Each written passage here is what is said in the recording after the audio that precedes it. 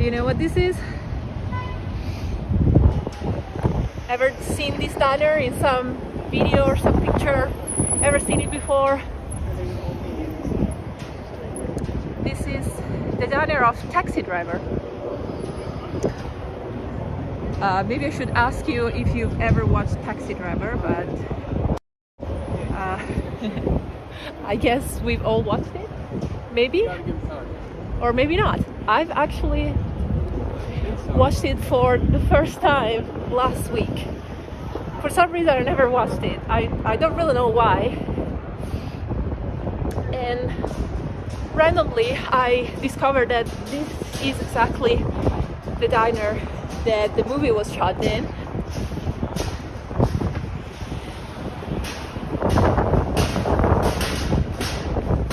It's quite windy.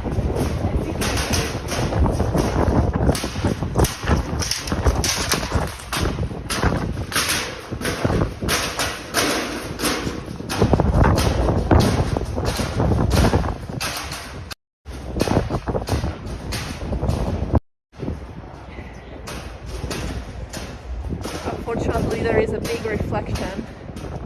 Hello there.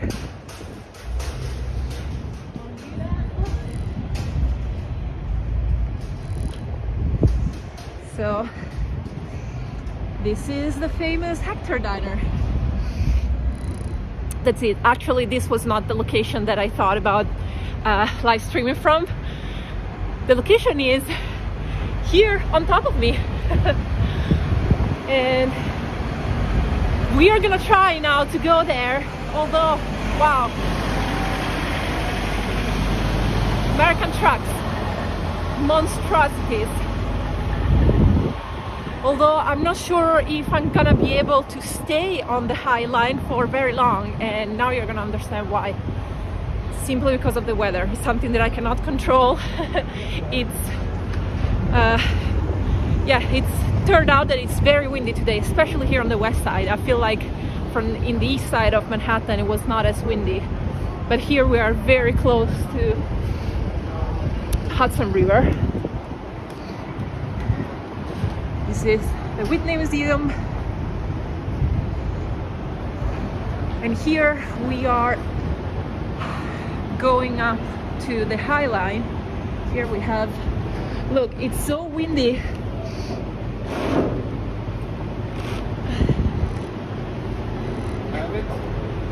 You want to help me?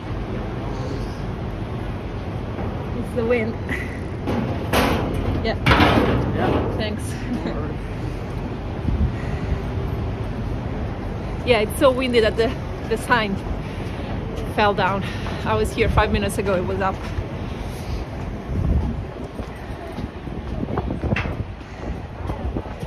And we can already see this building here, the Standard Hotel.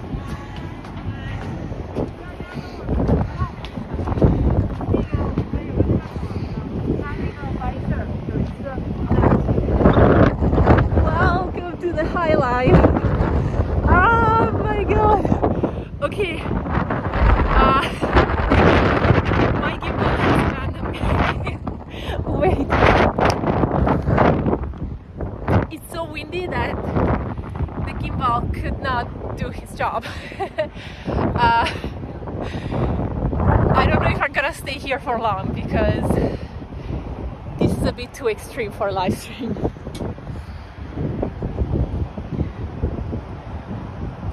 I was saying Standard Hotel that you can see in front of us.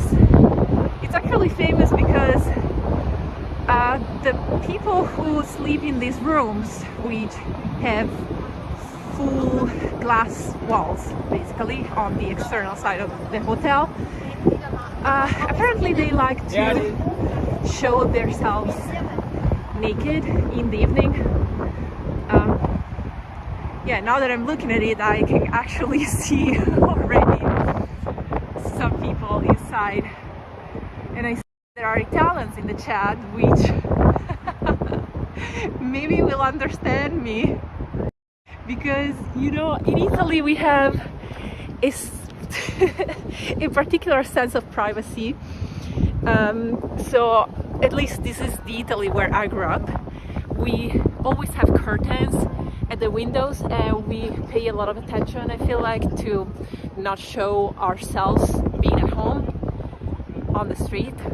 Whereas in basically all the other countries that I visited, not all of them, but especially the ones in northern parts of the world and United States included, they don't have this problem. So they show themselves being in half naked or naked, doing all sorts of activities when they are at home in the evening, and you know, outside on the street it's dark and in their homes it's lit, so you can see everything.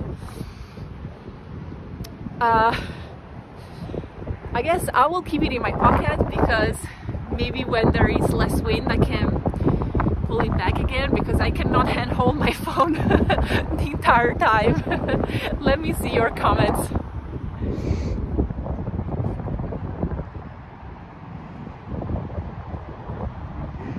There's not even much people walking, even if it's Sunday, as you can see. Hello everyone.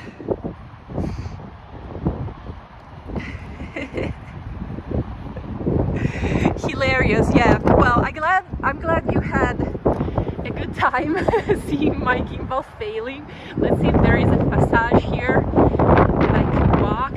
So, for who doesn't know, is there anyone who doesn't know what the High Line is? Oh god, it's so cold.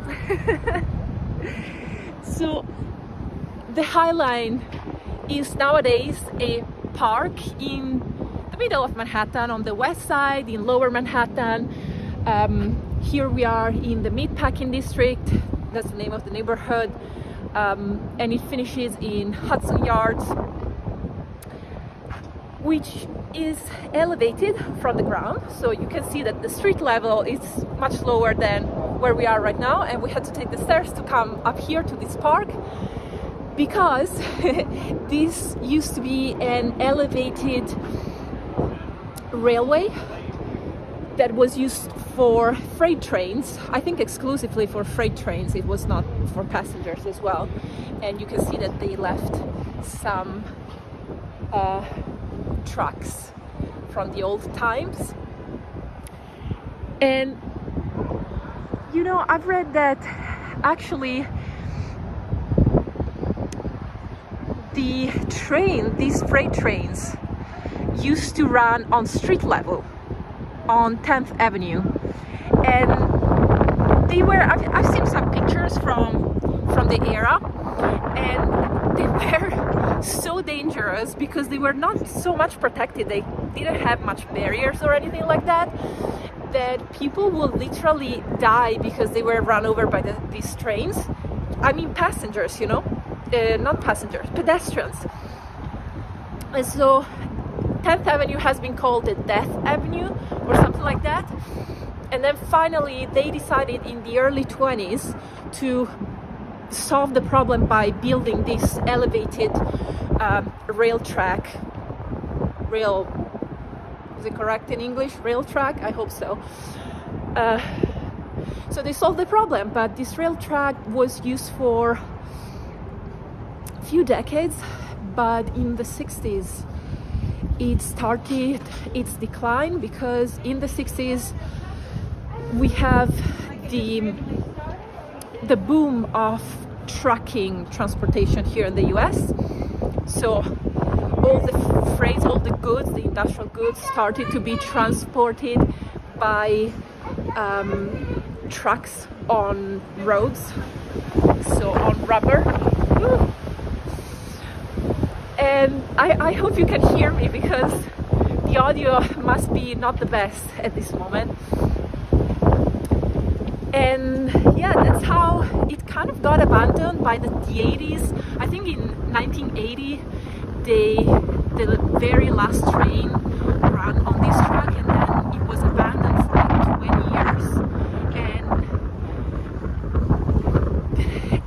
And since the beginning there were some people who wanted to do something like transform it into a recreational kind of infrastructure, but also there was a very large portion of the population who just wanted it to be demolished. Also, many commercial buildings that are downstairs, they wanted this to be just removed, demolished, and many residents also. Thank God I brought a hat in my bag, because this is really saving me from the cold, and these gloves.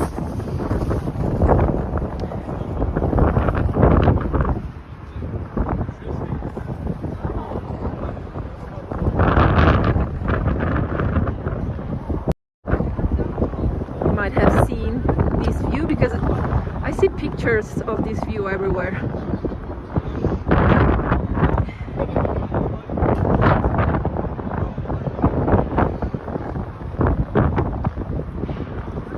How is the audio in the meantime? Let me know if the wind covers my voice or if you can still hear me.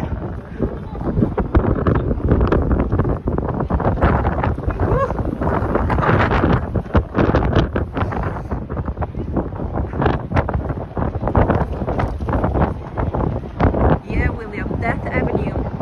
Nice place for sure. It was kind of crazy for me to see. I've seen some pictures of the Death Avenue back in the days, and I don't know if it was just a little part of it, but this truck line was simply at road level in the middle of the road where all the pedestrians and cars were. It was it looked very much like a tram line. You know, in European cities we have these tram lines. It looked very much like that, so no protection, no barriers at all, but it was not for people to transport people, you know, it was for freight. So yeah, I don't know, it looked a bit impressive.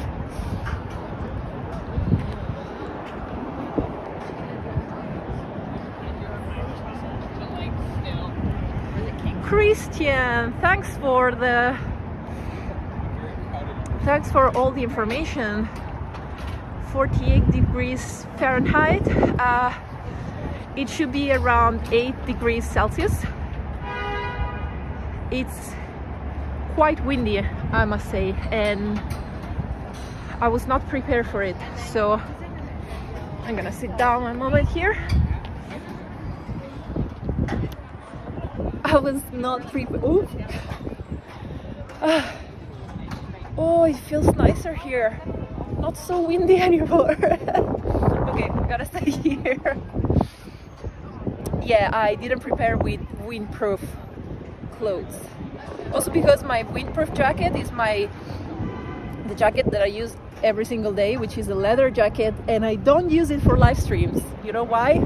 A little behind the scene information here. Because it squeaks. When I move, it squeaks a little bit because it's real leather, and it's a little bit shiny type, and so I don't want to use it for live streams because it would just ruin my audio, I think. Okay, I'll leave you people watching while I read some of your comments. Ciao Silvio! Qui ad Oronzo è arrivata la neve pochi giorni fa. Si spera l'ultima della stagione. Mandi arrivò di sì. Mandi Silvio. Silvio said that few days ago they had the snow in Oronzo, which, yeah, I've heard that also in Italy you're experiencing cold weather.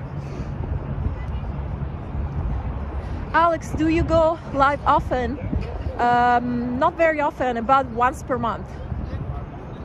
Michael or Mikael, chiacchieri tu furlan?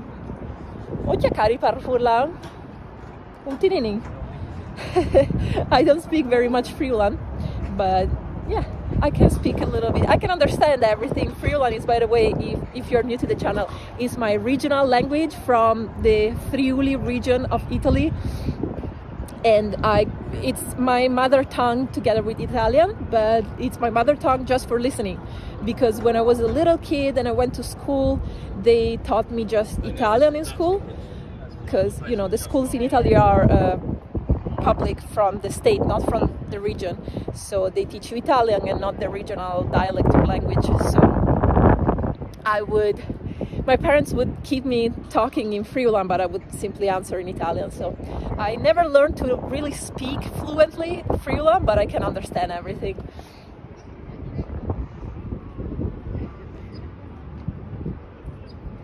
Don, you're doing a great job of keeping your live narration going despite the weather. Thank you, Don.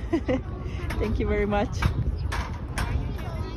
Mandi Simone, dove ti trovi esattamente? Where are you exactly? I am on the famous High Line Park in Lower Manhattan, west side of Lower Manhattan.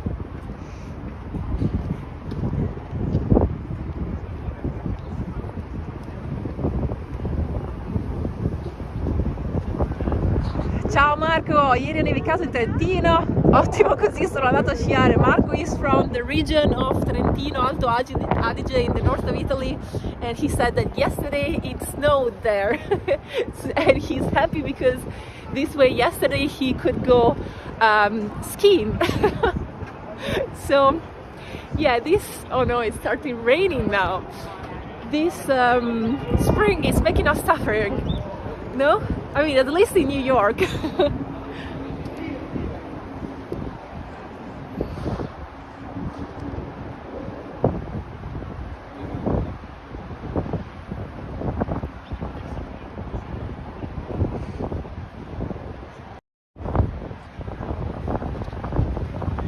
Look at how many city bikes there are here. I actually came here by city bike today, because I also have a subscription. Many New Yorkers have a monthly subscription to these bicycles. They are very, very convenient at the moment.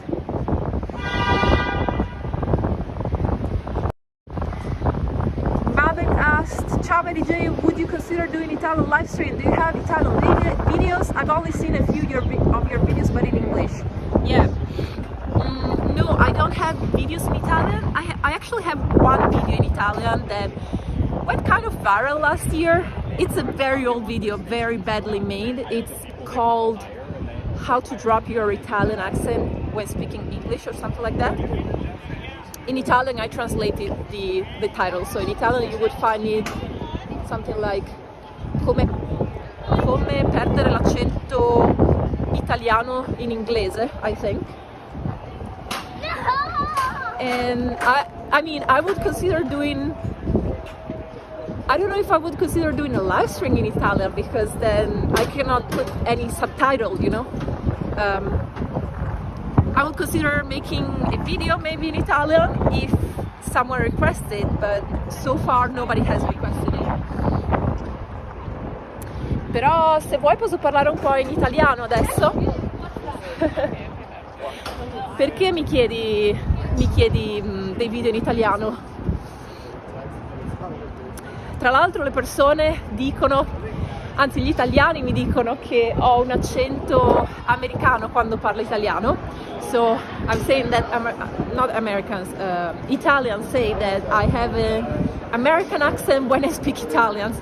So actually Italians that watch my videos sometimes, or better, very often, they don't understand whether I'm Italian or American, and sometimes they send me text messages in English thinking that I'm English native speaker, but I'm really not. Io sono italiana al 100%, I'm Italian 100%. Il problema è che quando vivi in un paese estero e sei circondato da persone che parlano una lingua straniera e tu parli quella lingua straniera con tutte le persone che stanno attorno a te, e in più lavori in quella lingua straniera, perché io tutti i miei video li faccio in inglese, diciamo che ti immedesimi talmente tanto in quella lingua, in quella cultura, che poi diventa un po' difficile, prendi anche un po' l'accento nella tua lingua materna di chi ti sta attorno.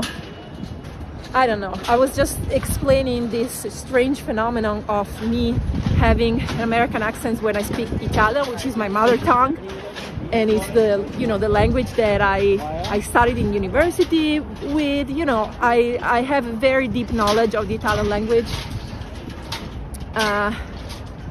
but I guess when you are so immersed in a language, in a culture, you start thinking in that language and also acquiring some of the accent that those people have in your own language.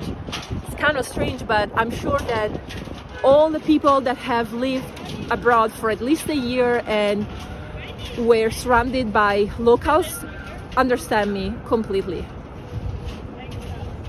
I've lived in Germany for a year, 10 years ago, and when I would go home to visit my family, they would tell me, you have a German accent when you speak Italian. It's very weird. And of course I was thinking in German at some point. You think in the language, you dream at night in the language, so you kind of just immerse yourself in that language. Okay, let me show you a little piece of art that I have in front of me.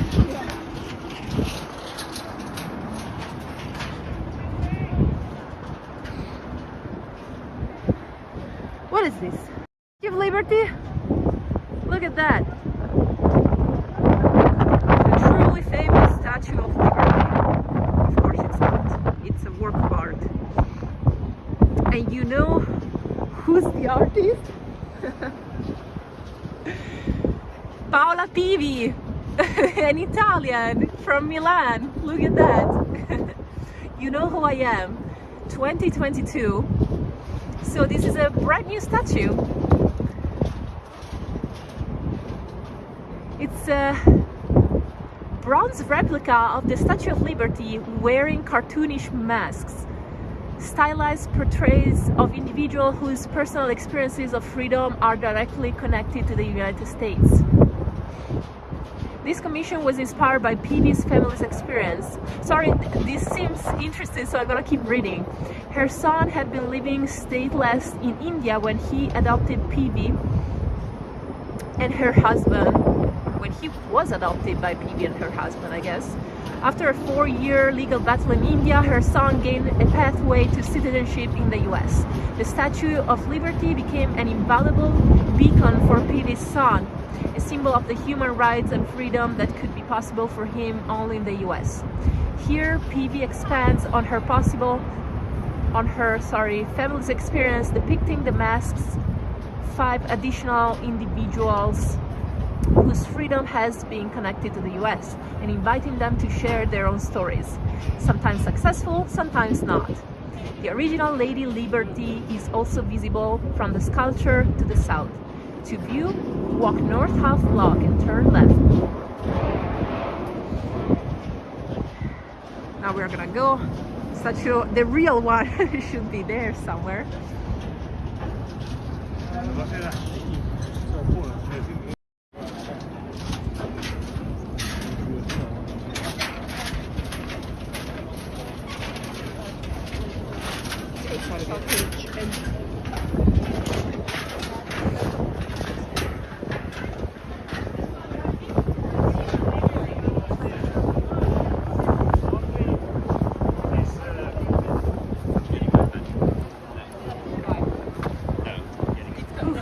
So many people.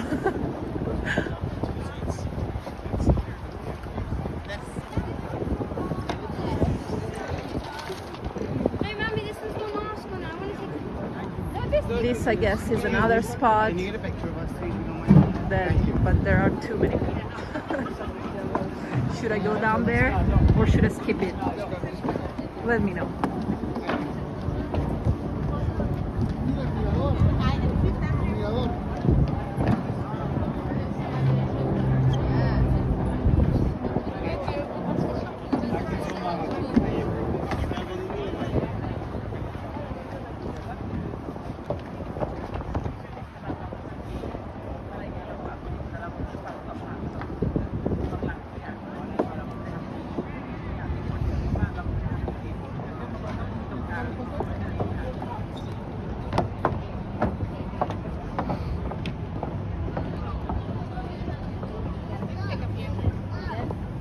Thanks, QWERTY, for the suggestion to stay on top, because I really didn't want to go down there.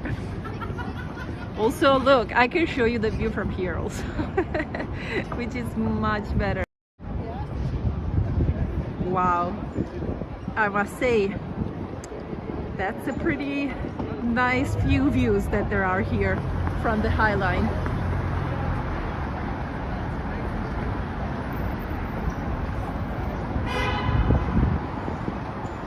And here we're looking at 10th Avenue. Okay, let's go on.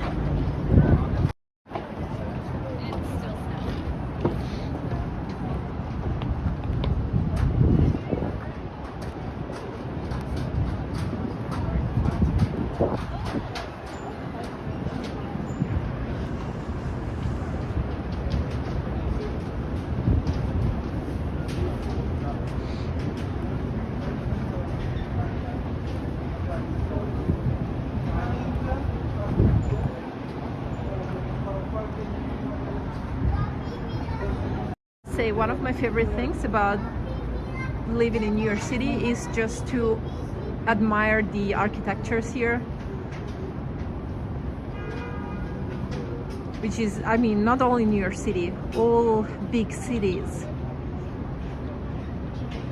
have such interesting architectures. But coming from Italy, which is such an old country with such old buildings, I enjoy particularly the modern buildings like this one, modern designs. Look at this one. This looks like it's wine botti. What's the name of botte in English?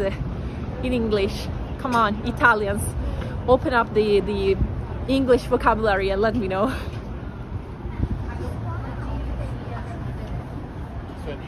I've never been to.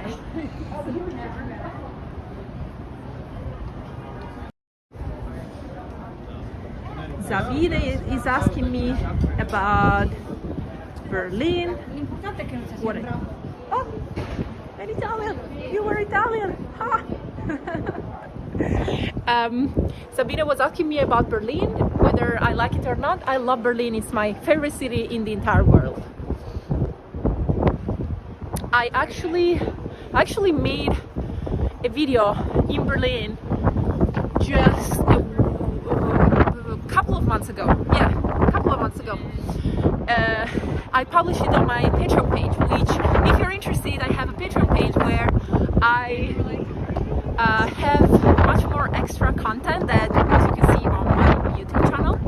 In the meantime, look at this. What is this? It's so weird. I love this kind of architectures. Wow. Phil Green, super chat. Thank you so much, Phil. Hi there. Thank you for the super chat. I was saying that, yeah, Berlin, I released a video that I shot in Alexanderplatz in Berlin 2 months ago on my Patreon page, and I was saying that if you want to join my Patreon page, it's the best way that you can support my work on YouTube, because I don't really do sponsorships on my channel like most YouTubers do, for ethical reasons. I haven't found a brand that I truly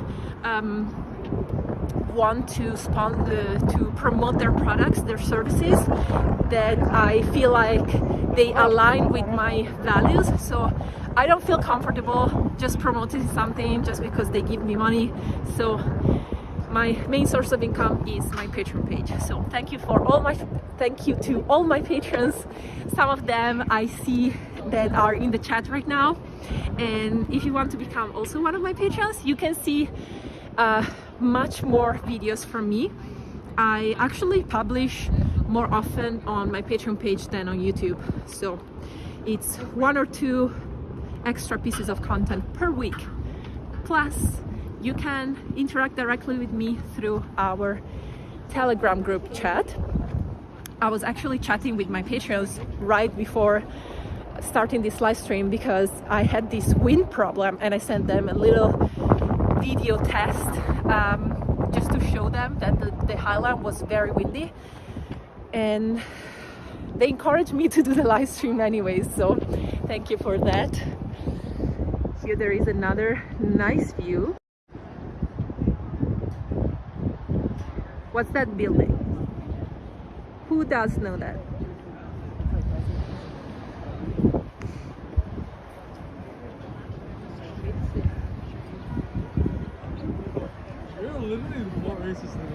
Also here you can see this type of parking lot that is very, very common in Manhattan. Have you ever seen this before? It's called, I'm sorry I cannot show you. Oh yes I can, from up there. Now I'm gonna show you the famous parallel parking.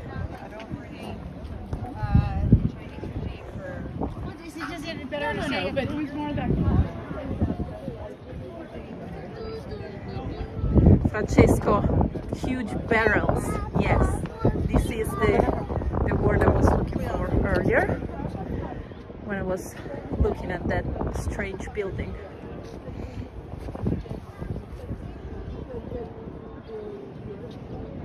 Okay, so look at this. Have you ever seen this before? This type of parking.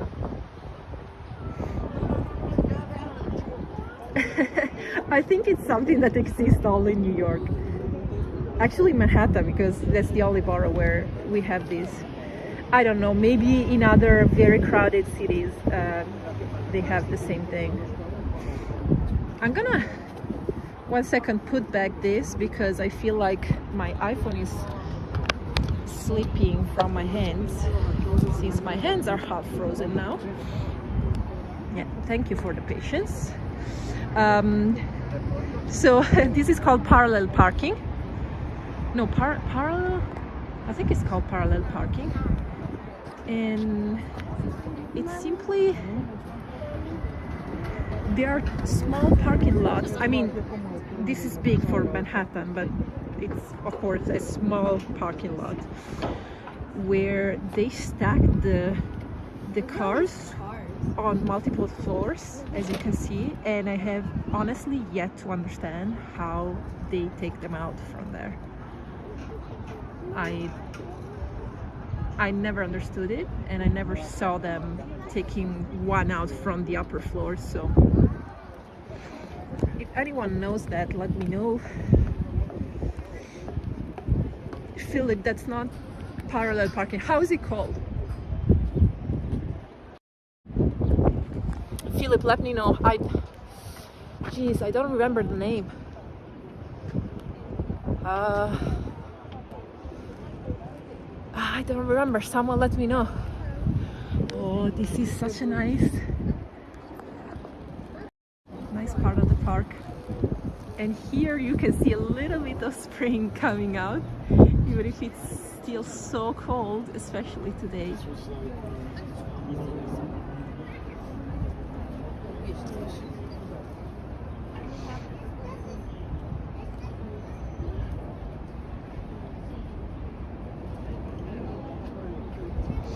Actually, fun fact, parallel parking is not what we in Italy call doppia fila. In the US, parallel parking means simply parking. How can I explain this to you?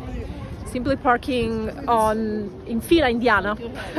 So on the side of the road, for example, you have the cars parked like this, one in front of each other. That's what Americans call parallel parking. I never understood why, because parallel parking should be like this. I don't know. But this type of parking has a similar name that I don't remember now. Stacked parking? I don't think that's the name that I was going for, but whatever. Look at this other building. And then he was texting his friend. That would be so much fun. Am I the only one who is fascinated by these buildings? Probably I am. When I hang out with friends here, I always look around and I go like, look at this building, look at this other building. And most of the times they ignore me. And they ask me, what do you see? Like, what do you see in this building? It's so uninteresting.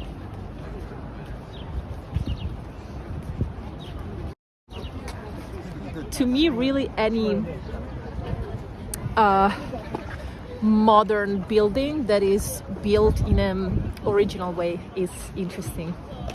But I saw some questions, so let me flip the phone and I'm gonna leave you people watching while I read your questions.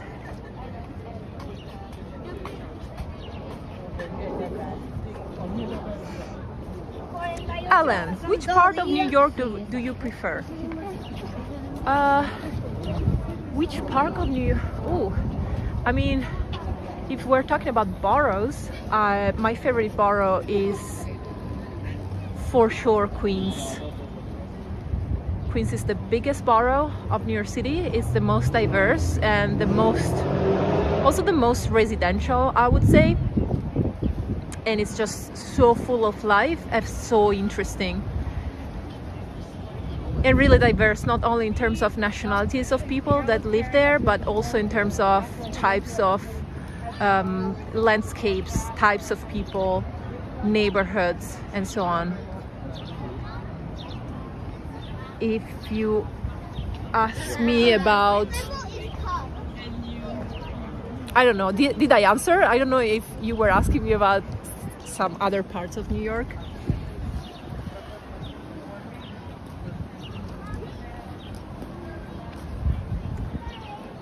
Does New York have good job opportunities like 20 years ago? I'm not qualified to answer precisely to this question because 20 years ago I was still a kid and I certainly was not interested in New York City. But what I've heard is that New York City is still a city of endless opportunities. Like, if you want to have endless opportunities, you can come to New York. But it's not the same as 20 years ago.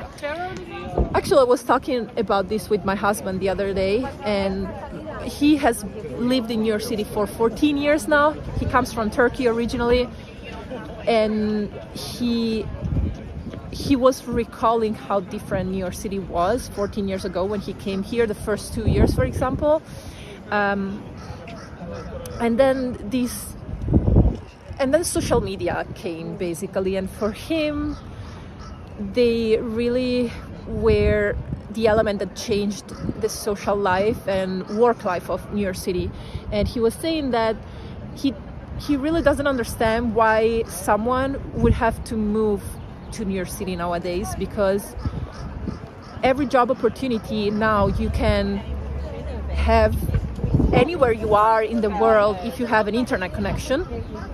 Even especially after COVID, because smart working has become so popular. And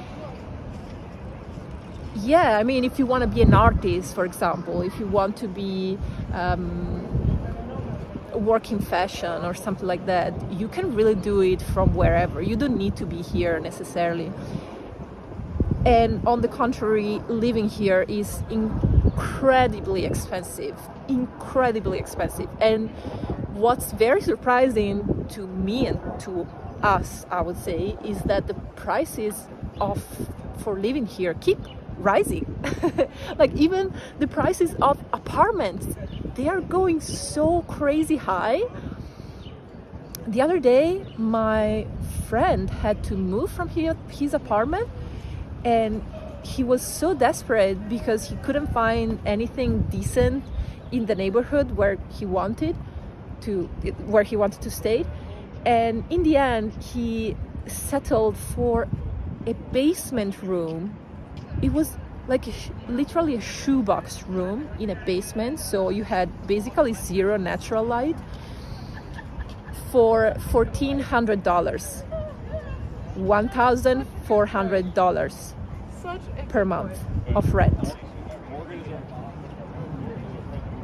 On top of that, if you want to go get a coffee, if you want to go out to eat at the restaurant, if you want to go to a movie, to the movie theater, going to the movies here is like $20. Like just to watch a movie, it's between $20 and $25.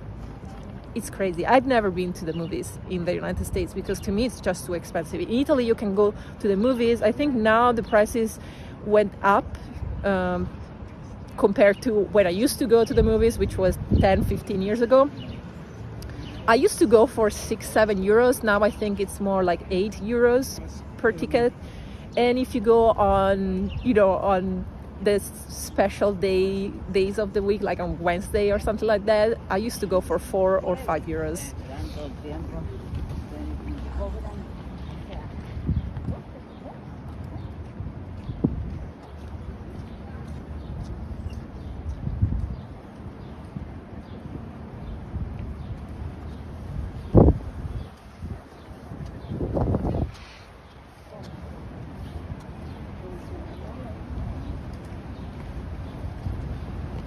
Hey Ralph, hi there.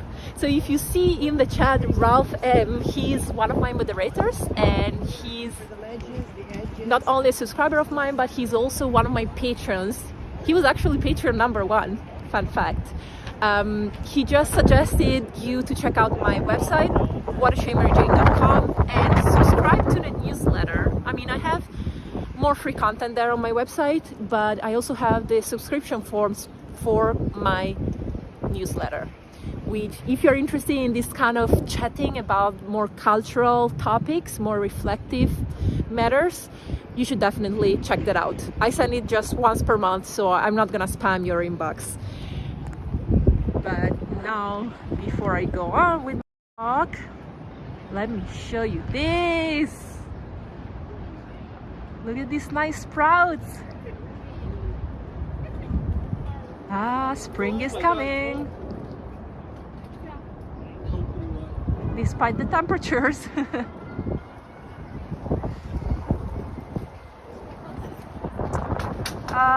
Someone asked, could you tell a few words about health system in the US? Oof. It just happened.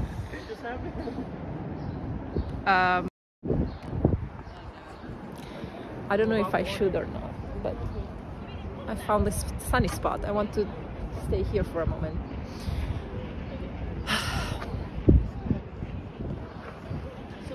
Health system in the US.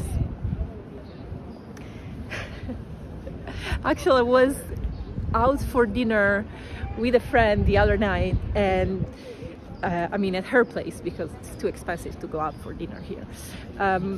And she was telling me her frustrations about the health system here, and she immigrated here from Tunisia, and she's like in her 50s, I think, and she's been here most of her life, in New York City. And she confessed me the other night that she started going to Turkey, in this case, or any other random country, to have her teeth checked, to do checks on her back, and any kind of health problem that she has or exams that she has to do, she goes to a different country where she doesn't have any health insurance nor citizenship. And in New York, she has health insurance. Of course, we all do, because you have to have it here. And we pay good money every month for our health insurance. But the problem is that the quality of the system is just really... it's not up to our standards, coming from either Europe, I'm from Italy, or she's from Tunisia, so I guess North Africa too. I guess the origin of the problem here is not that the doctors are not competent enough, or that they are not prepared enough, or that the facilities are not good enough. I think the main problem is that the hospitals here are not a public infrastructure to take care of the health of their citizens. They are more capitalistic companies.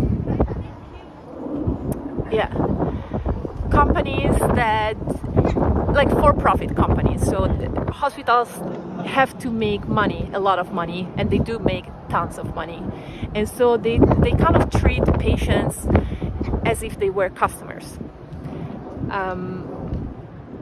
So I think that's the main problem in the end. They don't care ultimately about your health, generally speaking. Of course, then there are several exceptions, but first of all, they are trained by the hospitals to treat the patients as customers that need to bring profit to the company, which is the hospital.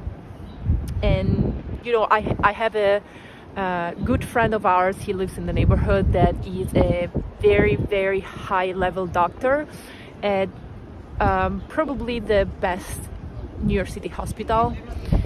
It's a 5-star hospital because, I discovered through him that there is a similar rating of hospitals in the US as the hotels, which is the stars. They go from 1 to 5 stars or something like that. This hospital that he works for, it's a 5-star hospital, the best in Manhattan, as I said. And he is also an immigrant. He worked as a doctor in several different countries, several different continents, and he told me that he's very, very unhappy and kind of depressed here because exactly he has to treat the patients as customers. And he confirmed me what I just told you. So that's the problem. I myself, if I have to get treatments, I go to Italy. I don't know. People don't really trust doctors here very much, and I haven't had big health issues that I had to do here. I've had an emergency once to my eyes, and which was 2 years ago, and that was not a positive experience, but it was also the sample of one case, so I cannot talk so much about that. I cannot take it as an example because it would be it's just too small of a sample. Whatever.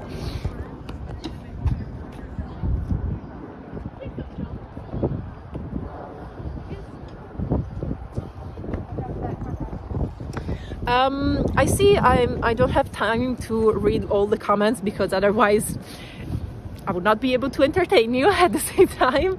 But I saw that someone was talking about the ambulance and that you have to pay for your own ambulance and stuff like that, which is true.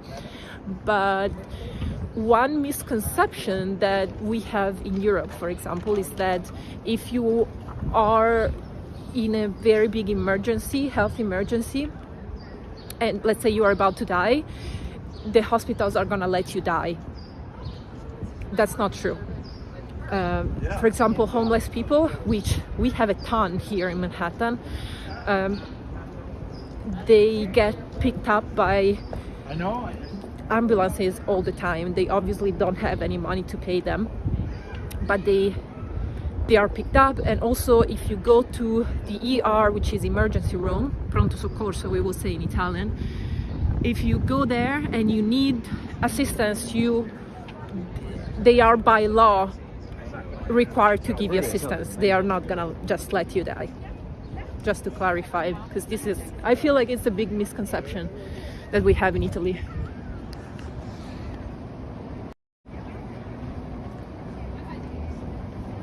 These white blooming trees that you see here, these are all over Manhattan at the moment. They are some kind of pear tree, which is the first tree to bloom in the summer.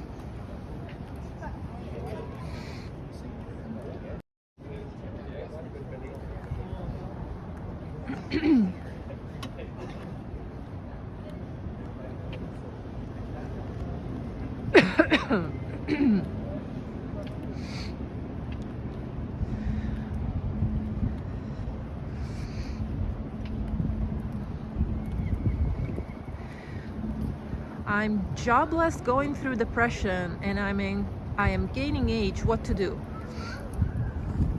Jitesh. Not sure if this is a serious question or not, but I will address it anyways. If you're jobless, I'm sorry, it must be very tough. I know I have many friends who are in your same situation. I could tell you, try to keep in mind that you are not defined by your job or whether you are a job or not. You are a valuable human being, even if you don't currently have a job. You just need to find your role in the society and a purpose in the society, in the community that you live in. Be patient, because I know that in a few days, months, or years even, you are gonna find a place in the society, you're gonna find your role, your job, and you're gonna look back at this moment and you're gonna think, it's been very tough all these years, all these weeks that I've been jobless and desperate, but it's been worth it because it made me stronger, and now I became more mature, and now that I overcome all this, I know that I can overcome everything. If you're depressed, again, I'm sorry about that. I know that it's very hard when you have those moments where you just think you don't want to do anything, you don't want to get out of bed in the morning, you don't want to even talk to your friends, and you feel like not even those things that used to bring you joy, you don't even want to do those anymore. Just hang tight. Try to take one day at a time. A very good advice that I can give you is try to have something that you do every morning that is the same thing every morning. Whether it is like something that takes you at least 15 minutes to do. Whether it is, first thing you do is put a tracksuit on and you take a walk around your neighborhood or your block or wherever you live, and then you go home and then you keep doing nothing all day. Or whether it is meditating for 20 minutes. You sit on your couch, you close your eyes and you meditate. Or it is doing 100 pull-ups, push-ups, how are they called? It could be anything, but really having something that you do and it's always the same every morning, and you don't have to think about, oh, what am I gonna do now? You just know that this is your task. This is your daily task. You have to do it. No excuses. I find that to be very, very beneficial. It's at least something. It seems like nothing, but once you start doing it, you start to understand the value of it.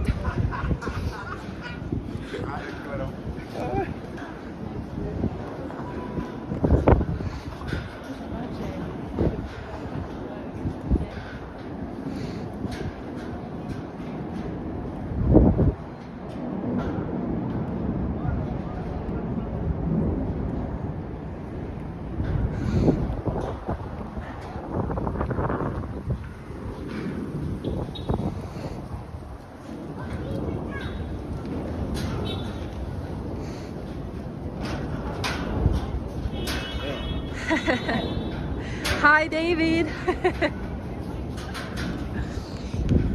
Hi there. David is also one of my patrons, and he wrote, what would your hair do in a weightless environment like in the International Space Station? That would be fun to discover.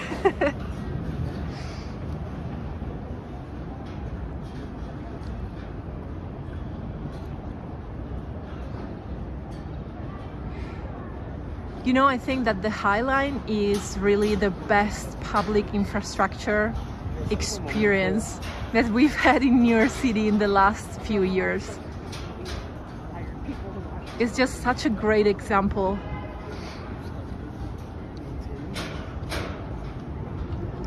Also because, you know, you have to imagine that, especially in Manhattan, where the buildings are so high because there's not enough space on the ground because we are on an island, you know, so we have to develop towards the sky. There's really not much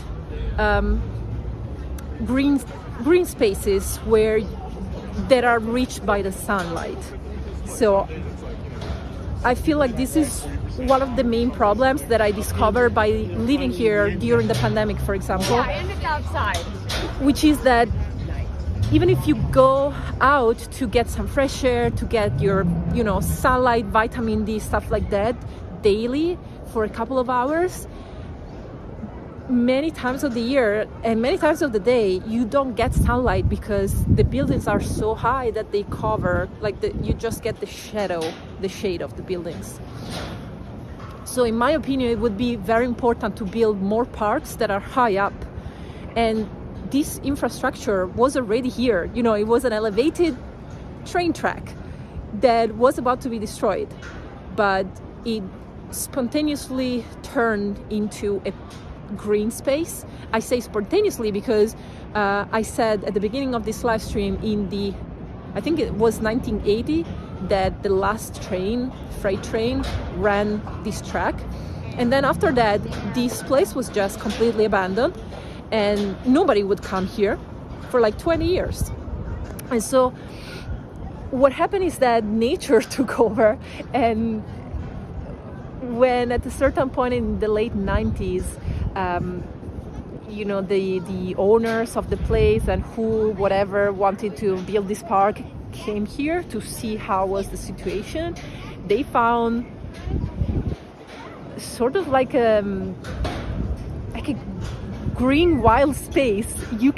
I actually suggested to Google something like High Line in the 90s or in the 80s on Google Images, and you will see that there has been also a photographer that came here before they started working on the park that photographed how the park was before they worked on it.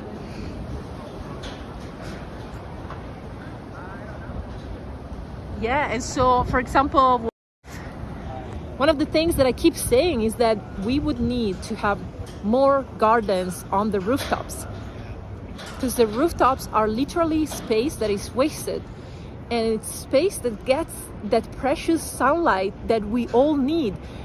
You know, if you do a little bit of research on the internet, you will find that it looks like scientifically we are all in vitamin D deficiency, because the modern life brings us to spend a lot of time indoors, and so we don't get enough sunlight, and sunlight is fundamental for the pro-vitamin D to be transformed into vitamin D. Oh my God. Literally everyone is staring at me now. I had to go away from that spot because everyone was turning around and looking at me. That was very embarrassing. Oh, look at this pink one. Yeah, so I was saying that we simply need sunlight. We need parks that are accessed by sunlight. And in Manhattan, that's impossible in most of the places, unless they are either next to the rivers, but not everyone can go every day all the way next to the river because, you know, it takes time. Or on the rooftops. Every building has a rooftop, and the vast majority of them are simply unused. And I think it would be doable to create gardens on top of it. But nobody is doing it, and nobody is even talking about it. I feel like I'm the only one who's talking about it in Manhattan. If any of you is an engineer or something like that, let me know why making gardens of rooftops wouldn't be possible. I mean, with not too much money, but I mean, we figured out so many things to do, technically speaking. Like, we figured out how to command to our phone to do stuff for us. We figured out how to go into space, and we cannot figure out how to create gardens on the rooftops of Manhattan, one of the richest cities in the world. See, these kind of things are what I don't understand.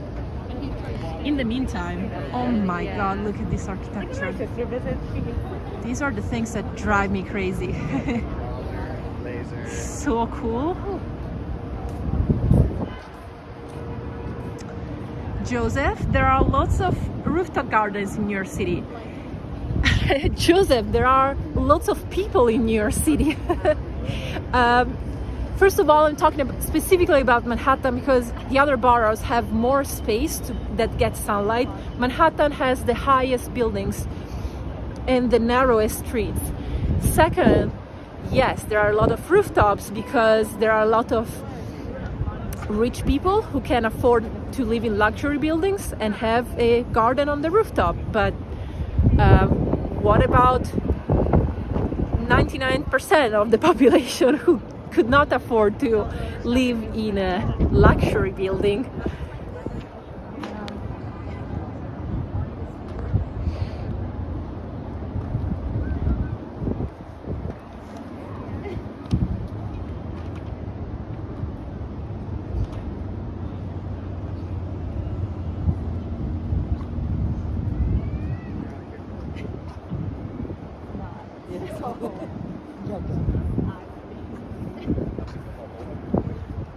Hey David, nice to see you here. There are rooftops, there are even rooftop bars with gardens. No, people, you're not getting my point. Of course there are many rooftops, but rooftop bars are for-profit kind of places. I'm talking about rooftops as places where nobody makes profit out of them. Simply people can live more healthily. Like, it's a basic human need. Profit is not a basic human need. Also, look at this building here. It's so random. Looks like it could be in Italy, in an old town somewhere. And then right next to it you have all these other super modern buildings.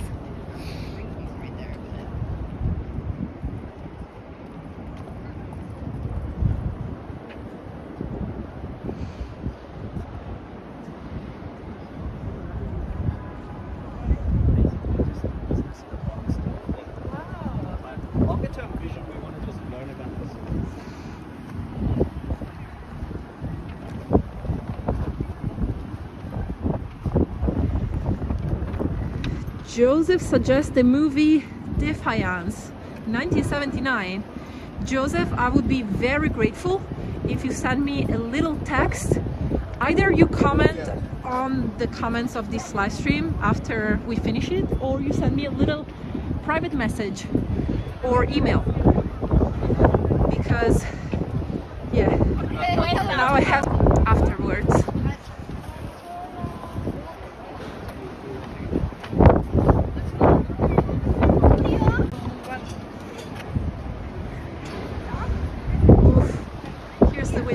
How's the stabilization, by the way? I can't believe I've been doing this entire live stream hand holding my phone because my gimbal could not stand the wind.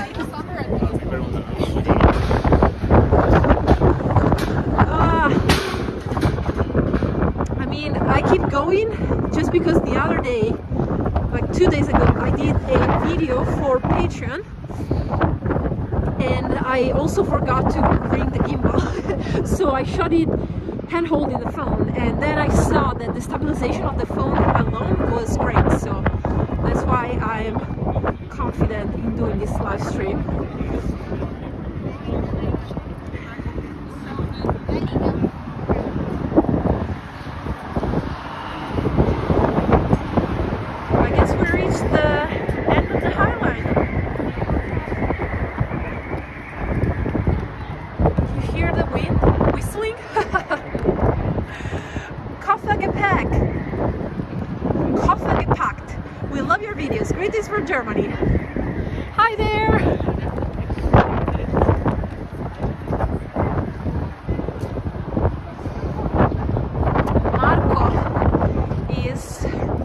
says just written in Italian. I'm gonna translate that. It's a bit impressive to at the same time follow my live stream and the news from Ukraine. Yeah, I can imagine. And to me, right now, I'm fully in the moment. I'm not thinking about what's going on in the world, in Europe. So I'm able to distract myself for, an hour or two. But yeah, I feel the same way when I watch other YouTubers, just, that live in other parts of the world, just going on with their lives normally. And yeah, I know what you mean. I know what you mean. It's really weird.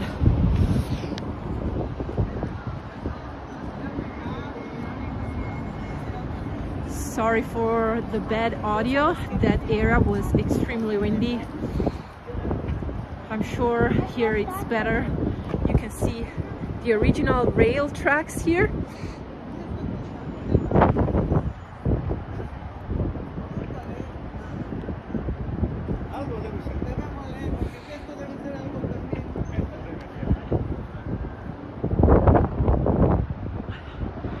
I think this structure is very new. It's called the Shed or something like that. It must be a theater or some kind of performance. Yeah, performance theater.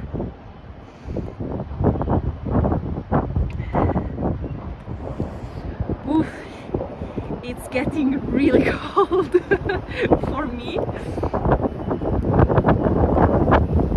I just wanna show you. Ah! Oh my god!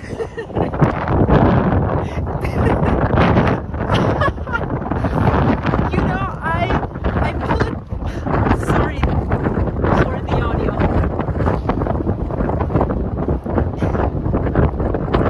Okay, maybe this is not gonna work. Okay, I guess going back.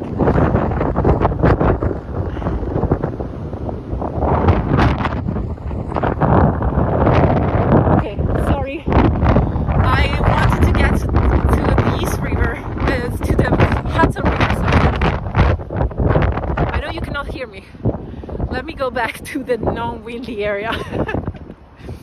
I put randomly this hat at the very last second in my backpack, because I saw that it was drizzling, a little bit of rain. Thank God I did, because it's really saving me. Otherwise I would have gotten a cold. It's truly cold right now. Whew. Let me see if you have some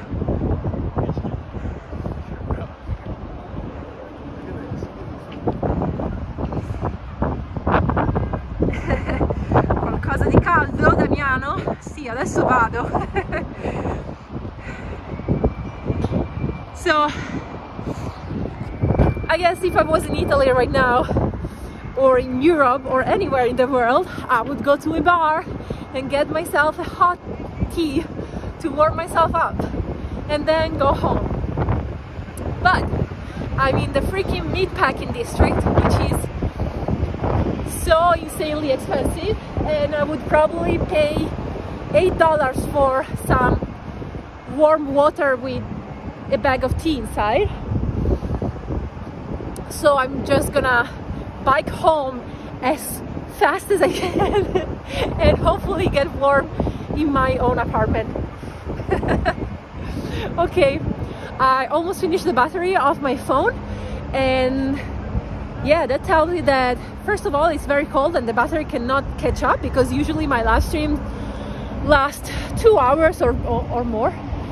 And second, that yeah, it's time for me to go and not catch cold, because in a couple of days I'm gonna take a plane to go back to Europe. It's gonna be a very long flight because I have a very long layover, but it's fine. It's Eastern time, so the flights are very, very expensive right now. So in order to save a couple of $100, I decided to take a long layover. and I'm gonna spend Easter with my family, because in Italy, Easter, even if you're not religious, is still a very big tradition to spend with your family. And I'm gonna stay in Italy for a couple of weeks before I come back to the United States. The channel is gonna be up. I'm gonna try to release something next week, but next Sunday, which usually I publish something on Sunday, is gonna be Easter, and I surely am not gonna release anything on Easter Day. So be patient for the next couple of weeks. I'm gonna be back as soon as possible.